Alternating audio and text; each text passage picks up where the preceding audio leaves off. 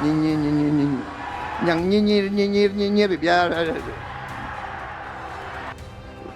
Kalau ada yang menghasut, mecah belah, yakinlah dia bekerja untuk orang lain, bukan untuk orang Indonesia, saudara.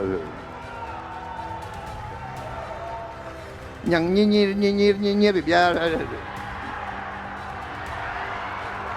Nyinyir, nyinyir, nyinyir.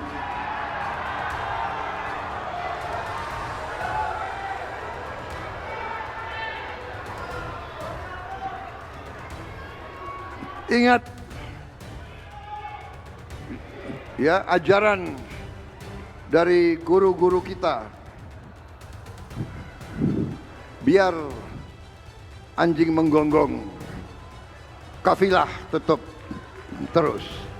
Kita berada di jalan yang benar, kita akan menuju. Emang asu kalian semua tuh ya, ngelola negara nggak becus, ngelola APBN nggak becus, komunikasi kayak tai, negara katanya baik-baik saja apanya? Dolar 18.000, Pertamax sekarang 16.000, program prioritas nggak ada gunanya. Apa urgensinya bangun batalion itu di setiap kabupaten 2? Apa coba yang kalian bangga-banggakan tentang MBG? MBG cuma bisa dikorupsi, cuma bisa ngeracunin, Kopdes programnya masih nggak jelas. Capek bener deh. Gimana menurut kalian?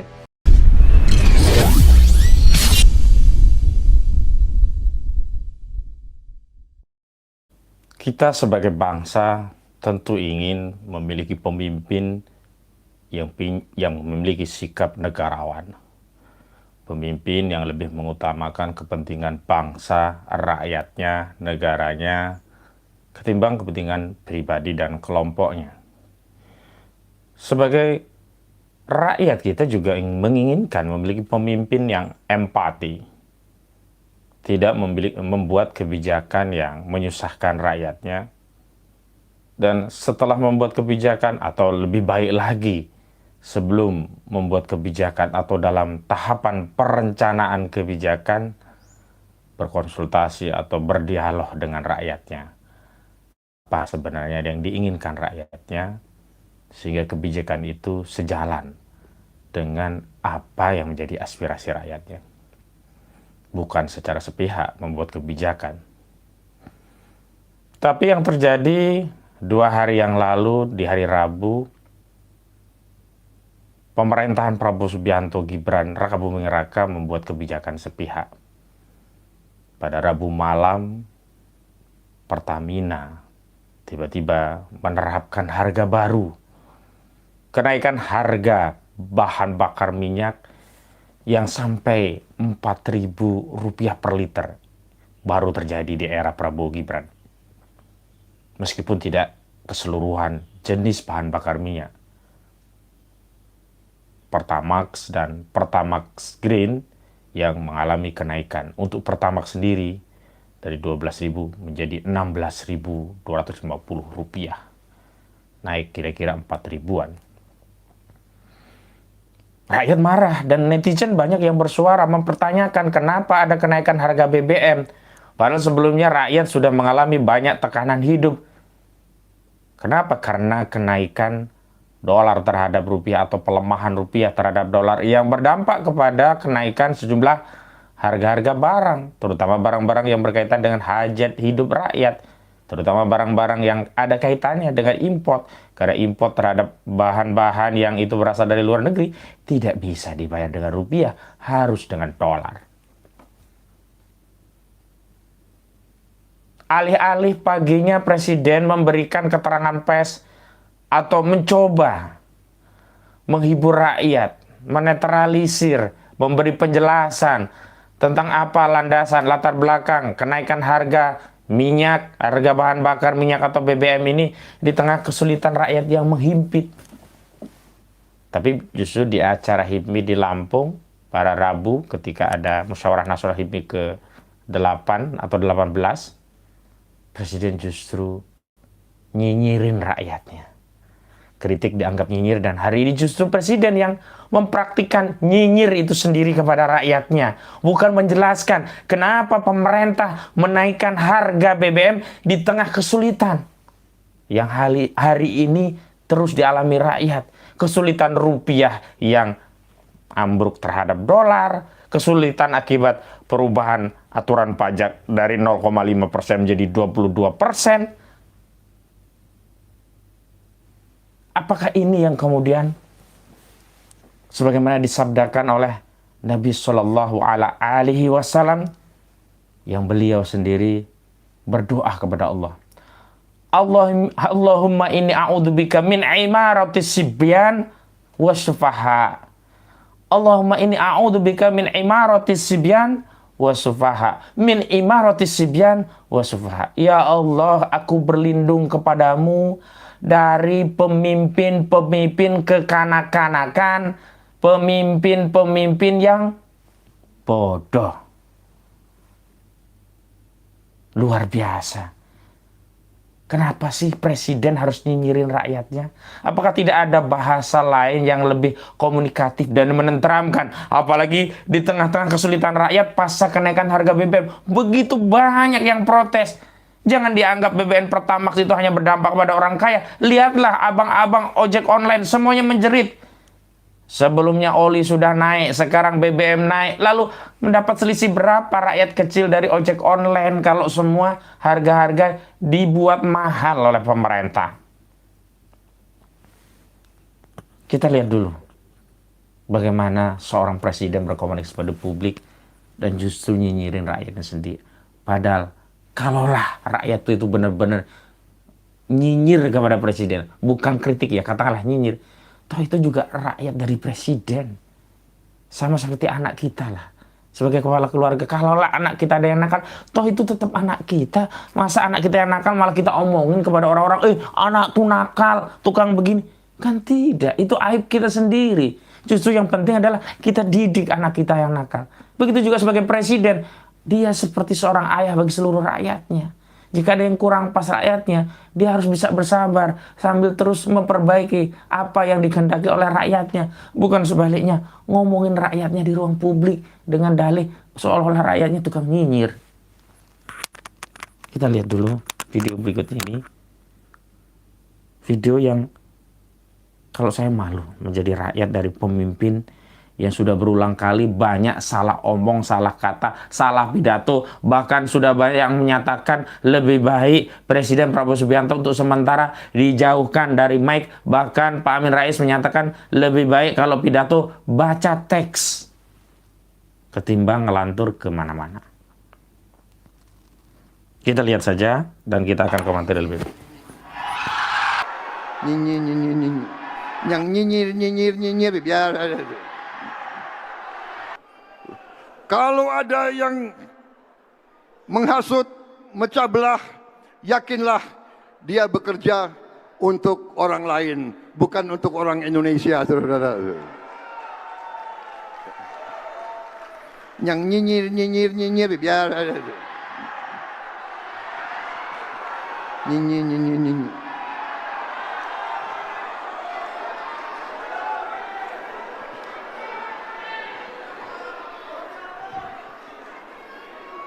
Ingat ya ajaran dari guru-guru kita. Biar anjing menggonggong, kafilah tetap terus. Kita berada di jalan yang benar, kita akan menuju. Kita berada di jalan yang benar, kita akan menuju kemenangan dan kehebatan saudara sekalian. Sekarang begini, apa sih yang dimaksud dengan kemenangan kehebatan? Apakah ketika rupiah limbung ambruk di hadapan dolar itu sebagai sebuah kemenangan? Apakah ketika import bahan-bahan baku yang itu berkaitan erat dengan hajat itu rakyat itu juga kemenangan? Apakah jika hari ini harga-harga yang berkaitan dengan industri otomotif naik karena semuanya importnya dengan dolar itu sebagai sebuah kemenangan? Apakah titik utamanya ketika pada akhirnya pemerintah bisa menang melawan dalam tanda kutip rakyatnya, menaikkan harga BBM sepihak pada malam hari ketika rakyatnya terlelap, itu dianggap sebagai sebuah kemenangan?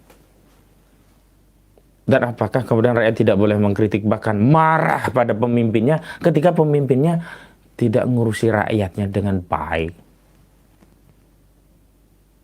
Saya sudah memberikan statement bahwa ya hari ini kalau kita rakyat ini marah, punya hak untuk marah karena selalu didolimi. Dan bahkan orang yang meluapkan marahnya berarti masih ada penyaluran. Bagaimana kalau orang sudah tidak bisa marah lagi, sudah tidak bisa berkata-kata lagi? Itu jauh lebih tinggi rasa dendamnya bahkan kepada kezaliman yang mereka alami. Sekarang apa yang dimaksud nyinyir? Apa yang dimaksud bekerja untuk orang lain? Apa yang dimaksud dengan anti asing? Udah. Kalau memang ada, sebut saja, jangan membuat narasi umum sehingga orang-orang yang mencintai negeri ini, ingin memberikan kritikan yang terbaik bagi negeri ini, ingin terlibat dalam membangun bangsa dan negara dalam kapasitasnya sebagai rakyat, yang dalam konstitusi setiap rakyat diberikan kemerdekaan berserikat, berkumpul, dan menyampaikan pendapat, dan keterlibatan rakyat itu dituangkan dalam bentuk menyampaikan pendapat berupa kritik kepada kekuasaan. Lalu apakah itu disebut dengan nyinyiran? Apakah rakyat dianggap anjing-anjing yang selalu melolong, lalu kekuasaan sebagai kafilah yang terus saja berlalu dengan mengabaikan lolongan anjing-anjing rakyat ini? Coba saya bisa memahami kalau akhirnya di sosial media ada rakyat yang sampai berkomentar seperti ini. Emang ngasu kalian semua tuh ya, ngelola negara nggak becus, ngelola APBN nggak becus, komunikasi kayak tai, negara katanya baik-baik saja apanya? Dolar 18.000, Pertamax sekarang 16.000, program prioritas nggak ada gunanya. Apa urgensinya bangun batalion-batalion itu di setiap kabupaten 2? Apa coba yang kalian bangga-banggakan tentang MBG? MBG cuma bisa dikorupsi, cuma bisa ngeracunin, Kopdes programnya masih nggak jelas. Capek bener deh. Gimana menurut kalian? Notice gak, berangkat kerja masih glowing.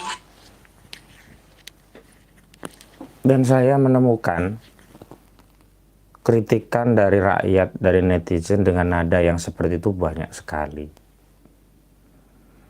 Ya wajar, harusnya setelah menaikkan BBM, pemimpin coba menenteramkan rakyatnya bahwa ini bagian dari perjuangan bersama-sama. Pemerintah minta untuk didukung, bahwa kebijakan ini yang terbaik bagi semua. Katakanlah kalau demikian.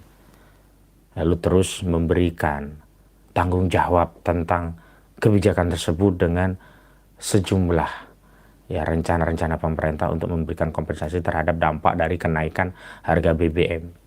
Walaupun itu terlambat. Kenapa? Harusnya disiapkan dulu dampak dan kompensasinya apa, baru menaikkan BBM. Jangan seperti Erlangga Hartarto, sekarang baru memikirkan stimulus kompensasi apa yang akan diberikan oleh pemerintah yang akan ya, diberikan dalam konteks untuk menyiasati dampak dari kenaikan harga. Apa nggak mikir? Apa nggak dipikirkan dulu dampaknya apa? Apa nggak dipersiapkan dulu stimulusnya apa? Kenapa baru bergerak kalau sudah menaikkan harga BBM dan rakyat marah? Coba kalau rakyat tidak marah, nggak ada yang protes, diam semua sosial media. Untungnya hari ini meskipun kita tidak bisa demo, ada sosial media. Kenapa? Hari ini kalau BBM naik kita nggak bisa demo. Kenapa? Kewenangan untuk menaikkan harga BBM itu menjadi kewenangan eksklusif dari pemerintah atau eksekutif. Tidak lagi harus ada kontrol dari legislatif atau DPR. Beda dengan era dulu. Menaikkan BBM Rp100 pun Presiden, pemerintah harus lapor ke DPR. Harus ada pembahasan dulu. Harus ada ketok palu undang-undang kenaikannya. Kalau sekarang enggak. Bisa sendiri. Dan jahatnya mengumumkannya kenaikannya diberlakukannya malam hari. Seperti maling. Ya coba sekarang hari ini kalau kita bicara tentang program MBG yang nyaris 1 triliun rupiah, 1,5 triliun per hari, atau 335-an triliun per tahun. Berapa sih nilai subsidi BBM kalau itu memang subsidi? Dan kalaupun ini Pertalite nggak ada subsidinya, berapa sih nilai selisih untuk menahan agar harga Pertalite, Pertamax tetap seperti harga-harga hari ini, Pertamax tetap 12.000? Dibandingkan dengan uang negara yang dibakar hanya menjadi program yang nggak jelas, yang ujungnya programnya hanya dikorupsi. Terbukti Dadan dan kawan-kawan korupsi. Bahkan Sony Sonjaya menyebut lebih dari 20, bahkan ada 26 nama pejabat di pemerintahan, baik eksekutif maupun yudikatif, bahkan ada unsur KPK, kepolisian dan yang lainnya, itu ikut terlibat dalam kasus program MBG. Kenapa selalu rakyat yang dijadikan korban ketika keuangan negara rugi gara-gara kasus korupsi? Kok hak rakyat dikurangi? Kok kemudian menaikkan pajak dari rakyat? Kemudian hak rakyat atas BBM murah ditarik. Saya campur ya, sedih, perih, prihatin, marah. Karena saya tidak bicara hanya saya yang salah satu terdampak. Bahkan banyak orang di antara kita yang lebih berat menghadapi hidup ketimbang kita. Kalau para politisi, orang-orang besar itu sudah mikir mau beli private jet di mana, mau bangun istana di mana, mau bikin usaha lagi apa. Rakyat itu yang penting bisa nyambung hidup aja bersyukur. Sudah bisa bayar sekolah anak udah bersyukur. Sudah bisa beli beras udah bersyukur. Sudah bisa beli, ya katakanlah kalau ada beras ya, ada garam sama cabai nyambel pun jadilah, yang penting bisa makan. Ini yang di atas gak mikir. Malam naikin BBM, siangnya nyinyirin rakyatnya. Seolah-olah yang mengkritik dengan caranya tentu ya. Saya nggak bisa memaksakan semua kritik itu seperti gaya yang sama. Misalnya kritik seperti seorang dosen, seorang ilmuwan, seorang praktisi, ya macam-macam, karena rakyat ini memang heterogen, ada yang dengan gaya youtubernya, ada yang dengan gaya netizennya, ada yang dengan gaya macam-macam gitu. Justru penguasa, pemimpin itu harus berpikir bagaimana bersikap terhadap rakyat. Jangan kekanak-kanakan. Kekanak-kanakan itu bisa dalam dua pengertian.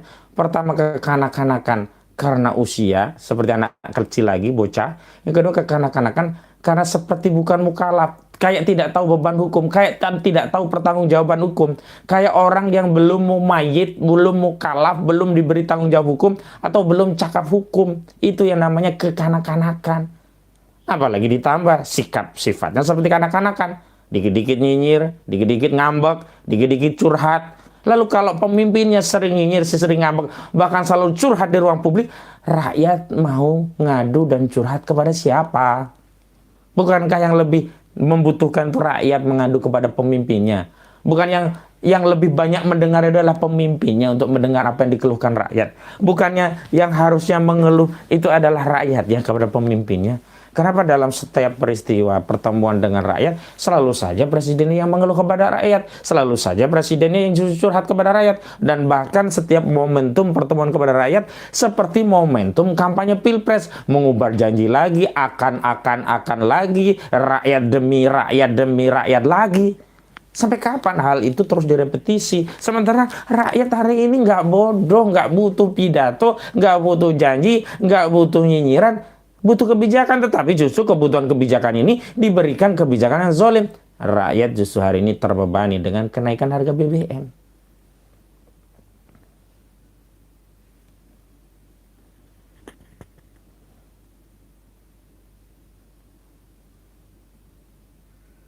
Yang kedua, Nabi tadi selain meminta kepada Allah perlindungan, Allahumma inni a'udzubika, jadi perlindungan dari kejahatan imaratus sufaha, pemimpin-pemimpin yang kekanak-kanakan, pemimpin bocah, juga pemimpin yang bodoh. Imaratus sufaha, bodoh itu bukan berarti nggak sekolah, nggak menguasai ekonomi, tapi bodoh tentang agama, bodoh tentang syariah, sehingga tidak tahu bagaimana agama Islam yang mulia ini mengatur urusan rakyat, bahwa seorang pemimpin adalah al-imamu junnatun. Seorang pemimpin itu menjadi tameng, menjadi perisai. Pemimpin itu tempat rakyat berlindung.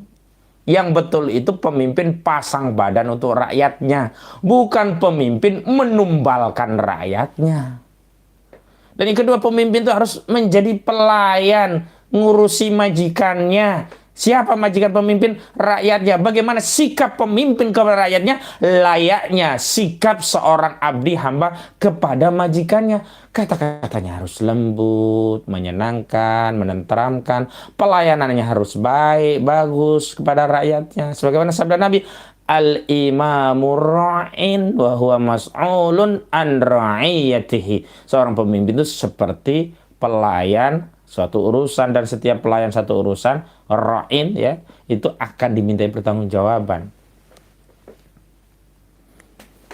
Jadi kalau zaman era sebelumnya kita sering ketemu dengan kebohongan-kebohongan, kedustaan-kedustaan yang kita diingatkan dengan sabda Nabi Muhammad SAW tentang akan datangnya satu zaman penuh tipu daya ya, yang benar dianggap salah, yang salah dianggap benar, yang khianat diberi amanah, yang amanah justru dianggap pengkhianat, dan saat itu akan banyak ruwaibidah ya.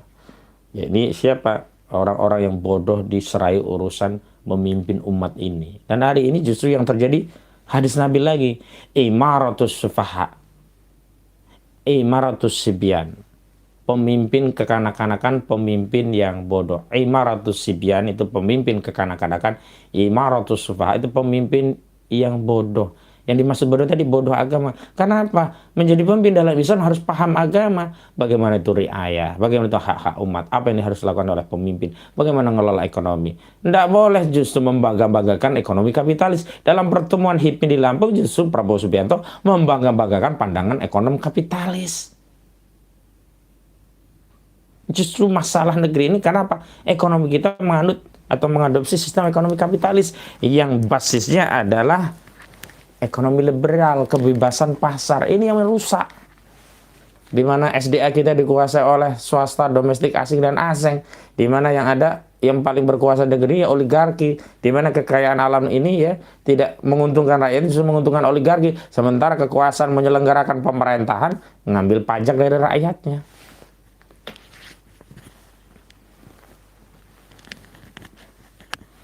Subscriber ke channel Allah SWT.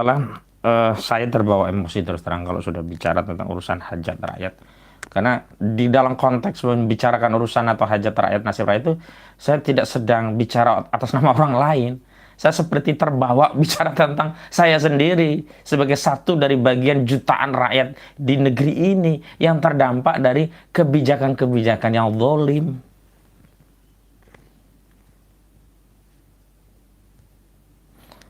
Jadi jangan dianggap kok bisa Bang Aka kok perasaannya sama. Ya karena kita juga merasakannya. Susahnya hidup itu bukan hanya dirasakan oleh orang-orang yang di luar, kita juga ikut merasakan. Nah karena itu terjadi hal-hal yang seperti ini begitu. Subscriber Aka channel, ini akan saya bacakan beberapa yang sudah bergabung. Yusuf Perdana, benar Bapak Akang. Kemudian ada lagi Ismi, terima kasih Bang sudah selalu mewakili suara kami. Saya bilang tadi Ibu atau Bapak, saya tidak mewakili Bapak Ibu, saya juga mewakili saya sendiri. Karena kita sebagai rakyat nasibnya sama. Sebenarnya wakil Bapak Ibu itu, wakil kita ada di DPR, tapi karena DPR nggak bersuara, bahkan Misbahun dari anggota DPR RI ketika fiskal kita terhimpit, cekak, negara nggak punya duit, apa rekomendasinya? Bukannya negara usaha apa, kek SDA kita dikelola bagaimana, kayak apa? Suruh digenjot penerimaan dari pajak, berarti apa? Suruh neken kita lagi, meres kita lagi. DPR semacam apa kayak gitu? Wakil macam apa? Kita mau wakil kita justru merekomendasikan kepada pemerintah untuk ngambilin duit kita lebih banyak lagi, majekin kita kan. Kemudian ada lagi, ya Tuhan kasihanilah kami rakyat Indonesia. Nasib rakyat selalu dijual-jual namanya, tapi rakyat juga selalu jadi korban pemimpin dan pejabat yang korupsi rakus. Lagian kakek-kakek dipilih jadi presiden, jadi senengnya jalan-jalan dan nyinyir. Lah iya udah jadi presiden masih ngeselin, malah curhat lebay. Yang jelas apa yang dikatakan Tio, maling bergedor.